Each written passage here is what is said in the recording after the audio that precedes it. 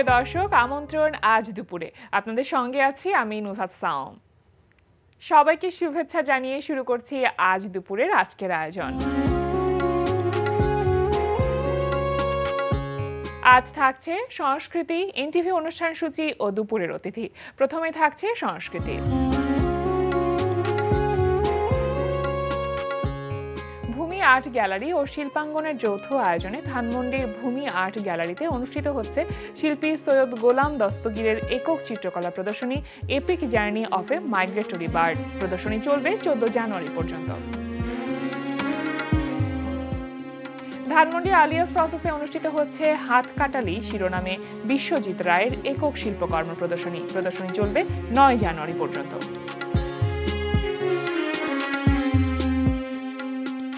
বাংলাদেশ শিল্পকলা একাডেমিতে অনুষ্ঠিত হচ্ছে 6ষ্ঠ জাতীয় ভাস্কর্য প্রদর্শনী। প্রদর্শনী চলবে 20 জানুয়ারি পর্যন্ত। এবার এনটিভি অনুষ্ঠান সূচি। এবার জানিয়ে দিচ্ছি এনটিভির আজ রাতের বিশেষ বিশেষ অনুষ্ঠানগুলির সময়সূচি। সন্ধ্যা 6টা 45 মিনিটে থাকছে খেলাধুলা বিষয়ক অনুষ্ঠান গ্যালারি।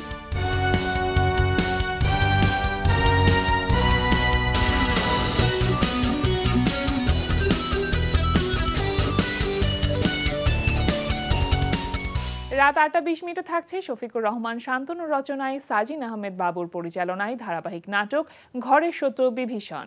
ওকে যেতে বলবা? ভালো ভালো, মেজাজ খারাপ হওয়া ভালো। অ্যাটলিস্ট পরবর্তীতে রাস্তায় দেখলে মাথা নিচু করে সালাম দিয়ে তারপরে চলবেন। হ্যাঁ, আমি কোনো পরনারীর সঙ্গে দেখা করিও না, কথাও বলি না। আমি আমি মানে ওরকম না আমি। হ্যাঁ, পরনারী, যাক ভালো, কংগ্রেচুলেশন। রাখো এটা কেউ। হ্যাঁ ঠিক আছে। তোমরা আমাকে এমন যন্ত্রণার মধ্যে রাখছো, এখন আমার উচিত কি জানো? একটা বিয়ে করা। কি মানে? কি? হ্যাঁ, বিয়ে করলে আমি হয়তো এই যন্ত্রণা থেকে মুক্তি পাবো। আপনি মুক্তি চাইছেন নাকি আর একটা বিয়ে করতে চাইছেন? কোনটা করতে চাচ্ছেন? আমি কাঁটা দিয়ে কাঁটা তুলব, বুঝো না? না, বুঝি না। কাঁটা দিয়ে কাঁটা তুলব। রাত 9টায় থাকছে মোহাম্মদ নুরুজ্জামানের প্রযোজনায় অনুষ্ঠান গানের বাজার। আমি আকাশ হয়ে আছি আর তোমাকে ভালোবাসি, আমি নদী হয়ে বাঁচি তাই ঢেউয়ের তালে মাতি।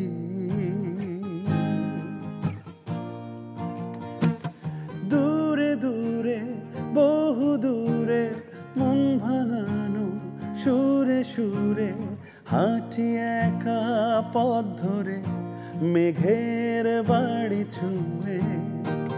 দূরে দূরে বহু দূরে মন ভাঙানো সুরে সুরে হাঁটি একা পথ ধরে মেঘের বাড়ি ছুঁয়ে।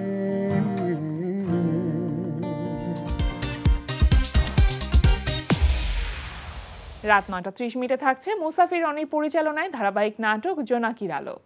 বাবা কেমন আছো? ভালো আছি। ভালো আছি মানে বেশ ভালো আছি।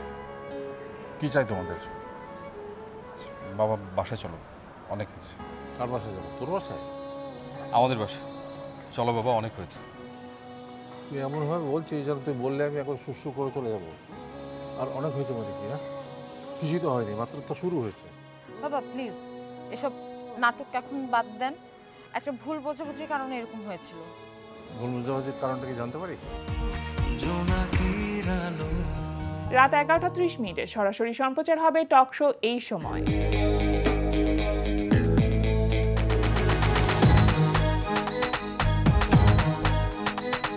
এই ছিল এনটিভির আজ রাতের বিশেষ বিশেষ অনুষ্ঠানগুলির সময়সূচি।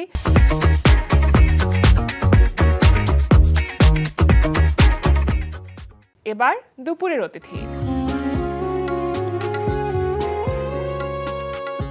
প্রিয় দর্শক, আমাদের আজ দুপুরের অতিথি সঙ্গীত শিল্পী নিলয়। শুভ দুপুর। শুভ দুপুর। কেমন আছেন? আলহামদুলিল্লাহ ভালো আছি, আপনি কেমন আছেন? খুব ভালো আছি। আজ দুপুরে আপনাকে পেয়ে আমাদের ভীষণ ভালো লাগছে। সাধারণত দুপুরটা কিভাবে কাটে আপনার? দুপুরটা গান করেই কাটে। এখন মিউজিক নিয়ে কেমন ব্যস্ত সময় পার করছেন? আলহামদুলিল্লাহ খুবই ভালো। রিসেন্টলি আমি তো অনেকগুলো জিঙ্গলের কাজ করলাম, লাইক এয়ারটেল, তারপরে দারাজ, দেন আপনার তুরাগ অ্যাক্টিভ, তারপরে ফিল্মে প্লেব্যাক করলাম আপনার 3624 নামের একটা ফিল্মে হলুদ হলুদ ডান্স নামের একটা গান করলাম অ্যাপিরেসের সাথে। জিঙ্গলগুলো অ্যাপিরেসের সাথে করা হয়েছে, তারপরে অ্যাপিরেসের সাথে আমার এই দুটো সিঙ্গেলও বের হয়েছে। তো আলহামদুলিল্লাহ অনেকগুলা কাজ বের হয়ে গেছে। আর অলরেডি আরো কিছু কাজ হচ্ছে ডিজে রাহাত ভাইয়ের সাথে, রিডু 2.0 আমার গান আসছে। তারপর আরেকটা প্রজেক্ট হচ্ছে রাহাত ভাই, শান শাইক ভাই ওনারা করতেছেন ইপিয়ানো নামের। তো আরো সামনে আরো কাজ আছে, আরো কিছু কাজ আসতেছে, তো ওগুলো একটা সারপ্রাইজ হিসেবে থাকবে। এই বছরটা আসলে এক দুর্দান্ত ভাবে শুরু হয়েছে আপনার, বলা যেতে পারে। গত বছর থেকে আলহামদুলিল্লাহ ভেরি অ্যাক্টিভ, মানে বলা যেতে পারে নিলয় দা রকস্টার একদম রকস্টার ভাইব বা মোডে আছে একটা। থ্যাংক ইউ আলহামদুলিল্লাহ, সবাই দোয়া করবেন আমাদের। প্লেব্যাক যেটা সবথেকে বড় স্বপ্নের জায়গা, সেই জায়গাটা পূরণ হলো 2024-এ আপনার। জি 24-এ ফাইনালি রিলিজ হলো। হ্যাঁ, কেমন লাগছে? মানে এটা তো একটা ডিফারেন্ট ফিলিং। জি ডেফিনেটলি, এটা একটা বড় পর্দায়, রূপালী পর্দায় নিজের গান শোনা, এটা একটা ডেফিনেটলি অন্যরকম অনুভূতি। কারণ আমার বাবা 80-90 দশকের চলচ্চিত্র পরিচালক ছিলেন, মরহুম আজিজ আহমেদ বাবুল। দেন আমার ফুপু ছিলেন গীতিকার জাহানারা ভূঁইয়া। ওনারা 80-90 দশকের ফিল্মের তো এইভাবে আমার মানে গানটা শুরু হয় আর কি। রেকর্ডিং এ যেতাম ওনাদের সাথে স্টুডিওতে, মানে জীবনটাই চলচ্চিত্রময় ছিল আর কি। হ্যাঁ, চলচ্চিত্রের গানময়, চলচ্চিত্রময়, ভালোই ছিল। ফাইনালি যখন নিজের স্বপ্নটা পূরণ হলো, নিলয় দা রকস্টার কি মানুষ নতুন ভাবে চিনলো, আবিষ্কার করলো প্লেব্যাক দিয়ে? জি, আমার এই প্লেব্যাকের এই গানটা দারুণ সাড়া পেলাম, মাশাআল্লাহ, খুবই ভালো। তো আরো কিছু মানে হবে ইনশাআল্লাহ সামনে। মানে একটা থাকে না যে একটা স্টেজ পূরণ হলে কিন্তু আমাদের প্রত্যাশা আরেকটু বেড়ে যায়, নিজের কাছে নিজের অনেক প্রত্যাশা বেড়ে যায়।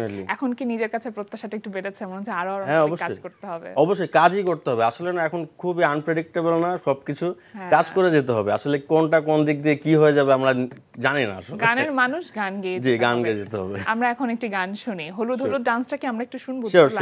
শিওর।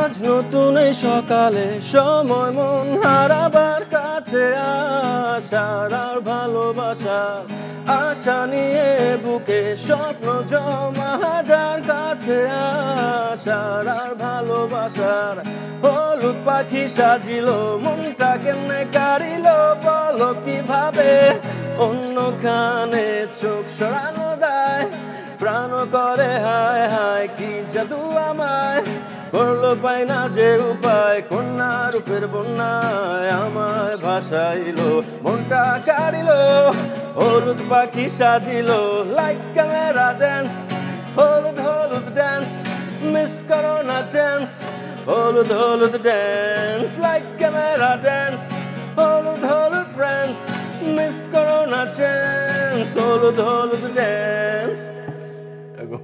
ভীষণ সুন্দর। আর এটা স্টেজ পারফরম্যান্সের জন্য একদম পারফেক্ট একটা গান। এখন পর্যন্ত করা হয়েছে এটা, এই গানটা নিয়ে? এই গানটা স্টেজে এখনো ওভাবে করা হয়নি, কারণ এটা হলুদের শোতে মনে হয় খুব ভালো লাগবে, এটাই আর কি ওয়েট করছি আর কি। একটা গানটি যখন গাইছিলেন তখন আমার মনে হচ্ছিল যে আজকে একটা হলুদ শাড়ি পরে আসলে মনে হয় ভালো হতো। আচ্ছা, আপনার মিউজিকটা কিভাবে শুরু হলো? যদিও বলছিলেন যে পরিবারের দিক থেকেই আসলে একটা চর্চা ছিলই, সুতরাং সেই জায়গা তো থাকবেই, কিন্তু মিউজিকটা আপনি কিভাবে শুরু হলেন বা আপনি কিভাবে ইন্টারেস্ট ফিল করলেন মিউজিকে? ইন্টারেস্টটা না আমি ওই স্টুডিওতে গিয়ে ফিল করলাম, যে আমার স্টুডিওতে গিয়ে যখন দেখলাম যে ফিল্মের গান রেকর্ডিং কিভাবে হয়, তারপরে সিঙ্গার ছিলেন আমাদের লেজেন্ডারি অ্যান্ড্রু কিশোর, ওনার গান শুনে খুব ইন্সপায়ার হই, মানে ওখান থেকে ইন্টারেস্টটা জাগে। তো বেসিক্যালি তারপরে আবার স্কুলেও কিছু কম্পিটিশন হতো, যে ছোটবেলায় ছড়া গান, তারপর দেশাত্মবোধক গান, সবগুলোতে নাম দেওয়া হতো? সবগুলোতে না, একবারে নাম দিয়েছিলাম এবং রিজেক্টও খেয়েছিলাম, ঠিক আছে। তো যাই হোক, তখনও মানে গান আমাকে তুলে দিয়েছিলেন আমার ফুপু গীতিকার জাহানারা ভূঁইয়া। তো উনি এখনো বেঁচে আছেন, বাট ওনার দুটি কিডনি নষ্ট, আমেরিকায় আছেন, সবাই ওনার জন্য দোয়া করবেন অবশ্যই। তো এইভাবে আর কি শুরু। তারপরে আমি গান শিখেছিলাম ওস্তাদ আক্তার সাদমানের কাছে, উনিও আমাদের মাঝে নেই, এখন। তো কিন্তু বেশি দিন শেখা হয়নি, একটু অস্থির প্রকৃতির ছিলাম তো। তারপরে ব্যান্ড মিউজিক শুরু করে দিয়েছিলাম, তারপর ব্যান্ড শুরু হয় আমার। মানে হারমোনিয়াম ছেড়ে গিটারটা হাতে নিলেন? গিটার, হ্যাঁ, কাইন্ড অফ সেই সময়টা। বাট হারমোনিয়াম এখনো বাজাই, মানে নোটগুলো হারমোনিয়ামে মানে প্র্যাকটিস করতে হয় এই আর কি। আচ্ছা, তারপর দি রকস্টার মানে একটা রিয়েলিটি শোতে আপনি পার্টিসিপেট করলেন। এমনিতে সঙ্গীতের আবহ ছিল, আপনি গিটার বাজিয়ে গান করছিলেন, ব্যান্ড মিউজিক করছিলেন, ব্যান্ড একটি দলও ছিল আপনার, হঠাৎ করে কেন রিয়েলিটি শো? রিয়েলিটি শো তখন আসলে আমার ব্যান্ড তো ক্যারিয়ার ছিল, বাট সোলো ক্যারিয়ার ছিল না, তো ভাবলাম রিয়েলিটি শো থেকে একটা ক্যারিয়ার শুরু হোক। আর ডিজুস রকস্টার্স যখন শুরু হয় তখন সেটা ছিল সোলো, আমাদের ভার্সনটা মানে আমাদের সিজনটা। তো সেখান থেকে বাচ্চু ভাইয়ের সাথে প্লাস এখন তো কমিউনিকেশনের টাইম, তো হ্যাঁ, তো বাচ্চু ভাইয়ের সাথে তো আমার ওইভাবে পরিচয় থাকলেও মানে ইন্টারাকশনটা ওইভাবে ছিল না। তো ডি রকস্টার্সের মাধ্যমে বাচ্চু ভাইয়ের সাথে আমার ইন্টারাকশনটা হয়।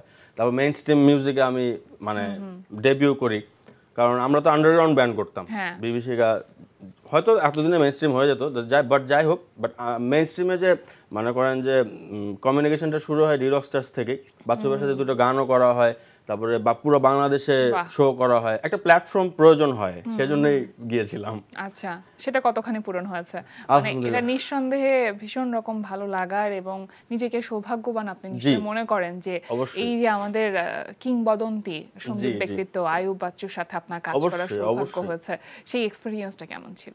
আসলে ডি রকস্টার্সে বাচ্চু ভাইয়ের আওয়াজ পাঠাও যখন একটা অ্যাডভার্টাইজ ছিল না, সবার হয়তো মনে আছে যারা দেখেছিলেন, তখন বাচ্চু ভাইকে দেখেই কিন্তু গিয়েছিলাম। আসলে বাচ্চু ভাইয়ের সাথে গান করতে পারবো, বাচ্চু ভাইয়ের সাথে বাংলাদেশে ট্যুর করতে পারবো, এগুলো একটা স্বপ্নের মতো না, এই জন্যই গিয়েছিলাম। আসলে খুবই সৌভাগ্যবান যে ওনার সুরে আমার দুটা গান আছে, ওনার বাজানো ওনার সুরে আমার গাওয়া দুটো গান আছে, আমি খুবই লাকি। আসলে মানে একজন সঙ্গীত ব্যক্তিত্ব বা লিজেন্ডারি একটা পার্সোনালিটি হিসেবে তো আমরা আয়ুব বাচ্চুকে চিনি, কিন্তু আপনি যখন কাছ থেকে তার সাথে কাজ করেছেন, আপনি আসলে কি আবিষ্কার করেছেন, মানুষটাকে কিভাবে আবিষ্কার করেছেন? উনি তো আমার কাছে ফাদার ফিগার ছিলেন, তো আসলে ছেলের মতোই ছিলাম, মানে মনে করেছিলাম আমার বাবার মতো। জি। প্লাস আমার বাবার সাথেও ওনার দেখা হয়েছিল মানে আফটার ডি রকস্টার্স, তখন আব্বা বলেছিলেন যে ছেলে তো আপনাকে দিয়ে দিছি। হ্যাঁ, এটা আবার বাচ্চু ভাই আমাকে বলেছিলেন। তো মানে he was a father figure to me. আসলে সেই গাইডেন্সটা কথা বললে ওনাকে আসলে মানে বর্ণনা করাটা সম্ভব না। আমরা গান দিয়ে একটা বর্ণনা করতে পারি, একটা গান শুনি। হ্যাঁ, বাচ্চু ভাইয়ের সাথে আমার একটা গান আছে ওনার সুরে, ওই গানটা করি, চেষ্টা করি।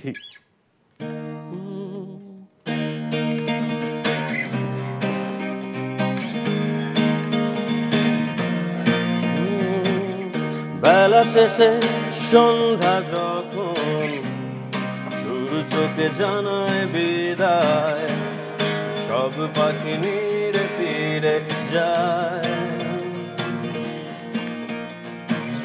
পৃথিবীটা ক্লান্ত ভীষণ, দিনের আলো দৃষ্টি হারায়, মন কাঁদে বিষণ্ণতায়, পেছনের স্মৃতি স্বপ্ন পড়ায়, ঘুম নেই দুটি চোখের পাতায়, হতাশার রাত ঘিরে ধরে আমায়, দিশেহারা কোনো অস্থিরতায়, মন জানে না কিসের আশায়, ছুটে চলি নাম না জানা ঠিকানা।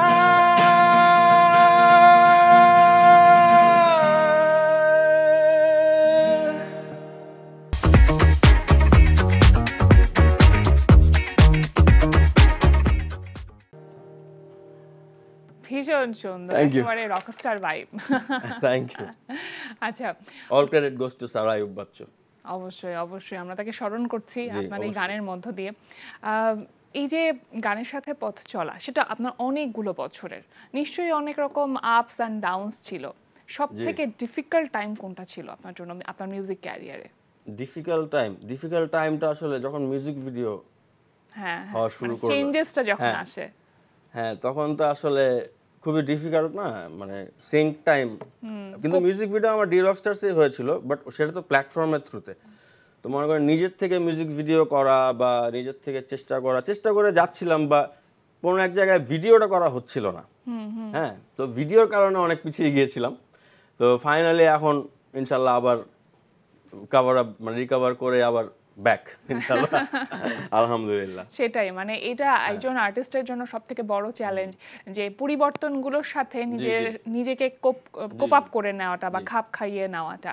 এখন হচ্ছে মিউজিক ভিডিও আকারে নতুন কোন গান রিলিজ করার পরিকল্পনা করছেন কিনা? একেবারে নতুন গান, হ্যাঁ, যে আমার রাহাত ভাইয়ের সাথে দুটো প্রজেক্ট আসতেছে, রেডিও 2.0 এন্ড আপনার ই পিয়ানো, তারপরে আরো কিছু গান করছি আমরা। আর অ্যাপারেসের সাথে আর একটা ফোক গান করেছি আমি, সেটারও মিউজিক ভিডিও হবে। আর অলরেডি তো দুটো মিউজিক ভিডিও আছে। আর জিঙ্গলসে তো মিউজিক ভিডিওতে আপনার মিউজিক ভিডিও তো হয়, আচ্ছা, বাট অ্যাপের সামটাইমস হয় সামটাইমস হয় না, বাট এই তো। আচ্ছা, আপনার নিজের গান লেখাও হচ্ছে, সুর করা হচ্ছে, যদিও গান গাওয়ার সংখ্যাটা বেশি। জি, গাওয়ার সংখ্যা বেশি। অন্যের জন্য গান লেখা বা সুর করা হয় কি? অন্যের জন্য? এটা খুব ভালো কোশ্চেন করছেন। এখন পর্যন্ত না, শুধু নিজের জন্যই। হ্যাঁ, ব্যান্ডের জন্য, নিজের জন্য। হ্যাঁ, আচ্ছা, এরকম মানে ফিচার আমি এখনো করিনি। আমি এখনো ফিচার করিনি। আমার আই গেস আমাকেই ফিচার করছে মানুষ, আমাকে ফিচার করছে। হ্যাঁ, রাইট। আরেকটু করুক, তারপরে ইনশাআল্লাহ পরবর্তীতে করা যাবে। আচ্ছা, আর ব্যান্ড দলের কি অবস্থা? এখন কি ব্যান্ড দলে নিয়মিতভাবে প্র্যাকটিস চলছে, রিহার্সাল চলছে? ওয়েল, আমার লাইন আপ আছে, আমি মনে করেন যে শোজ করছি। হ্যাঁ, আর ব্যান্ডটা একটু ইনঅ্যাক্টিভ, কারণ শোজ তো রেগুলার থাকে না, বাট শোজ হলে করি। বাট সোলো আপনার রেগুলার শো করতে হয় বা করি, কারণ শো থেকেই তো আমাদের ইন্টারঅ্যাকশনটা, জার্নি, সেটা সারভাইভাল আমাদের, হ্যাঁ, বেঁচে থাকার যে জায়গাটা। হ্যাঁ, রেকর্ডিং বা মানে ওগুলো থেকে তো সামটাইমস মনে করেন যে এটা রেগুলার না, শোটা কারেন্ট, এই আর কি। সেটাই। এমনি কি পরিকল্পনা আছে এই বছরটা নিয়ে? কিভাবে এগোতে চান? গান করতে চাই, অনেক গান করতে চাই, কাজ করতে চাই, কনসিস্টেন্ট থাকতে চাই, কোনো বিরতি দিতে চাই না, একদম ফুল স্পিডে একদম করতে হবে। শো করতে চাই, গান করতে চাই, গান করতে চাই, আর গান করতে চাই, শুধুই গান করতে চাই। আচ্ছা, একটা জীবনের একটা সময় এসে তো নিশ্চয়ই এটা সিদ্ধান্ত নিতে হয়েছিল যে মিউজিকটাকেই ক্যারিয়ার হিসেবে নিব। এটা নিঃসন্দেহে কঠিন ছিল অনেক, কারণ বাংলাদেশে যতখানি অনিশ্চয়তা একজন আর্টিস্টকে আসলে ফেস করতে হয়, সেই জায়গা থেকে এটা অনেক বড় চ্যালেঞ্জ। সেটা কবে নিয়েছিলেন প্রথম? ওই যে যেদিন আমি স্টুডিওতে গিয়েছিলাম, টু বি অনেস্ট, হ্যাঁ, আমি জানতাম, আর কেউ জানতো না। আমার আব্বা তো চাইতেন আমি আর্মি অফিসার হব, বাট সেটা তো আমার প্ল্যান তো ডিফারেন্ট ছিল। আচ্ছা, আমি স্টুডিওতে গিয়ে দেখতাম যে প্রতিদিন এন্ড্রু কিশোর আছেন, বা প্রতিদিন রেকর্ডিং হয়, ভালোই তো। প্রতিদিন রেকর্ডিং করলে তো কোনো অনিশ্চয়তা নাই, আর অনিশ্চয়তার ব্যাপারটা আমার তখন মাথায় আসেনি। কিন্তু আব্বা আবার সাপোর্ট দিত না, কারণ আব্বা তো জানতো অনিশ্চয়তার জীবন, তো মানে চাইতো না হয়তো। বাট যখন ডি রকস্টার্সে যাই তখন সাপোর্ট দেয়। তবে আব্বা তো আর্লি চলে গেলেন, 2007-এ মারা গেছেন। তো পরে হ্যাঁ, অনিশ্চয়তা তো এখনো ফেস করি। লাইক সামনের মাসে আমার কোন শো আছে আমি জানি না, বা কোন গানের রেকর্ডিং আছে আমি জানি না, বাট মনের খুশিতে গান গেয়ে যাওয়া, বাট অ্যাডভেঞ্চারাস ব্যাপারটা। হ্যাঁ হ্যাঁ, আসলেই। এই যে আমরা বলি যে মিউজিক ইন্ডাস্ট্রি, মিউজিক যখন আর্ট তখন সেটা একরকম, কিন্তু মিউজিক যখন ইন্ডাস্ট্রি হয়ে যায় তার মানে সেটা সিস্টেম। তো সেই জায়গাটা কি মনে হয় যে কোন জায়গাগুলোতে আমাদের আরেকটু কাজ করলে আমরা আরো ভালো করতে পারবো? অনেক কঠিন প্রশ্ন করবেন। ওয়েল, আরেকটু কাজ করলে আমার তো মনে হয় ভালোই হচ্ছে। আমাদের মনে করেন যে আমরা তো চেষ্টা করে যাচ্ছি, পজিটিভ থাকি সবাই, ভালো একটা কিছু হবে একদিন। খুব ডিপ্লোম্যাটিক অ্যানসার হয়ে গেল। এখন কি বলবো বলেন, এখন আসলে খুবই আনপ্রেডিক্টেবল ব্যাপারগুলা। আসলে একটা সিস্টেমকে আসলে গুছিয়ে নেওয়ার জন্য যে স্কিলড মানুষ থাকা দরকার, সেই জায়গাগুলো তো মনে হয় খামতি আছে, যে জায়গাগুলোতে আমরা চাইলে একটু ইমপ্রুভ করতেই পারি। মিউজিকে কিন্তু ভালোই আছে আমাদের, মনে করেন টেকনিক্যাল যে সাইডটার কথা বললেন, আমাদের কিন্তু মিউজিক ইন্টারন্যাশনাল লেভেলের, আমাদের জাস্ট মার্কেটিংটা দরকার। আরো একটি গান শুনি। আরো একটি গান? ও শিওর।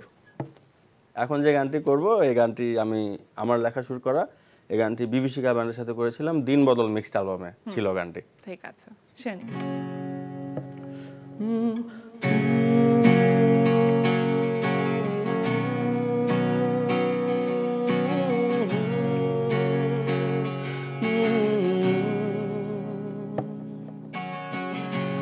বুকের ভেতর জমে আছে এখনো তোমার স্মৃতি,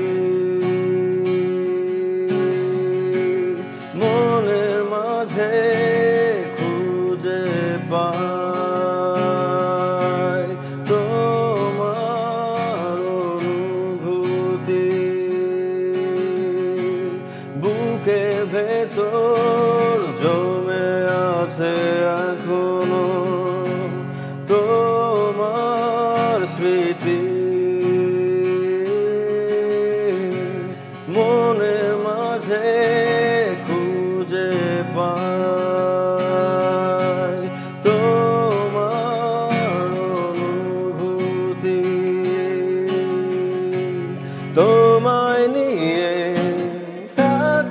চাই চিরকাল পৃথিবীতে গড়তে চাই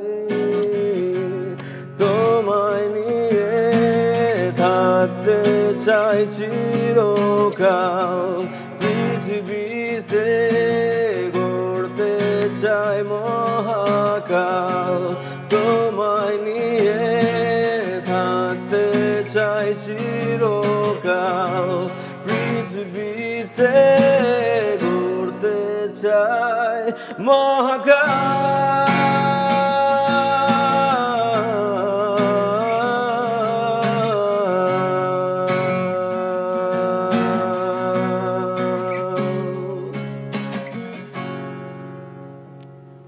খুবই সুন্দর, গানের কথা ভীষণ রকম সুন্দর। খুব ভালো লাগলো ভাই আপনার সাথে কথা বলে, অনেক কিছু জানা হলো। আজকে আমাদের আয়োজনে এসেছেন, সময় দিয়েছেন, সেজন্য আপনাকে অসংখ্য ধন্যবাদ। বছরটা সুন্দর যাক, জীবনটা সুন্দর যাক। থ্যাংক ইউ সো মাচ, আপনাকে ধন্যবাদ। এনটিভি সকল দর্শককে ধন্যবাদ, এনটিভিকে অনেক অনেক ধন্যবাদ আজকে আমাকে আমন্ত্রণ জানানোর জন্য। প্রিয় দর্শক, আমরা চলে এসেছি অনুষ্ঠানের শেষ প্রান্তে। অনুষ্ঠান সম্পর্কে আপনার মতামত জানাতে মেইল করুন আজ দুপুরে @ntvbd.com এ। বিশ্বের যে কোনো প্রান্ত থেকে যে কোনো সময় আজ দুপুরে দেখতে ভিজিট করুন আমাদের পূর্ণাঙ্গ ওয়েব পোর্টাল www.ntvbd.com। এছাড়া এনটিভি সব জনপ্রিয় অনুষ্ঠান ও খবরের আপডেট পেতে ভিজিট করুন আমাদের ইউটিউব চ্যানেল ও ভেরিফাইড ফেসবুক পেজে। সবার মঙ্গল কামনায় আজকের মতো এখানেই শেষ করছি। শুভ দুপুর।